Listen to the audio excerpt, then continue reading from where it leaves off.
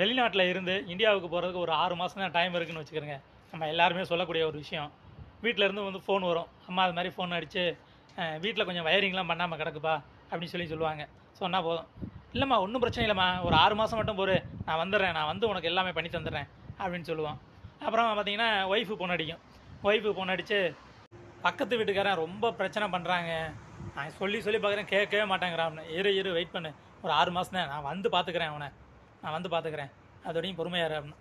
அப்புறம் குழந்தை ஃபோன் அடிக்கும். குழந்தை ஃபோன் அடித்து வந்து எங்களை டூர் கூட்டிகிட்டு போகிறாங்க, நான் போகலை, நீங்கள் வந்து என்னை கூட்டிகிட்டு போகிறீங்களா அப்படின்னு. சரிம்மா நீ போக வேண்டாம், அப்பா வந்து உன்னைய ஃப்ளைட்டில் இங்கேருந்து டெல்லிக்கு போகிறோம், அங்கேருந்து மணாலிக்கு போகிறோம், அங்கே டெல்லியில் மறுபடியும் மணாலியிலேருந்து ஆக்ரா வரோம், தாஜ்மஹாலை சுற்றி பார்க்குறோம், 2 நாள் நல்லா என்ஜாய் பண்ணிட்டு அப்படியே ஃப்ளைட்லேயே வந்து ரிட்டர்ன் வந்துடுறோம் அப்படின்னு சொல்லி இங்கேருந்து சொல்கிறது. இங்கே குவைத்தில் இருக்கும்போது அங்கே போய் பார்த்ததுக்கப்புறம் பார்த்தீங்கன்னா எல்லாமே உல்ட்டாவாயிரும், எதுவுமே பண்ண முடியாது. இங்கேருந்து நம்ம அதை பண்ணிடுவோம் இதை பண்ணிடுவோம்னு நினச்சிக்கிட்டு போவோம். ஆனால் அங்கே போனதுக்கப்புறம் டோட்டலாக எல்லாமே மாறிடும், எதுவுமே செய்ய முடியாது. அவ்வளோதான். போன 2 மாதம் லீவும் முடிஞ்சு போகும். பேக்கை தூக்கி தோளில் போட்டுக்கிட்டு அம்மா நான் கிளம்பிடுறேம்மா அப்படின்னு சொல்லுவான். அம்மா கேட்கும், என்னப்பா அந்த வயரிங் வேலை, அம்மா நான் போயிட்டு காசு அனுப்பிச்சி விட்றேம்மா, நீ யாராச்சும் வச்சு பண்ணிடுமா அப்படிங்கிறது தான் நடக்கும். இங்கே இருக்கும்போது எல்லாம் சொல்லலாம், அங்கே போய் ஒன்றும் பண்ண முடியாது. அதுதான் உண்மை.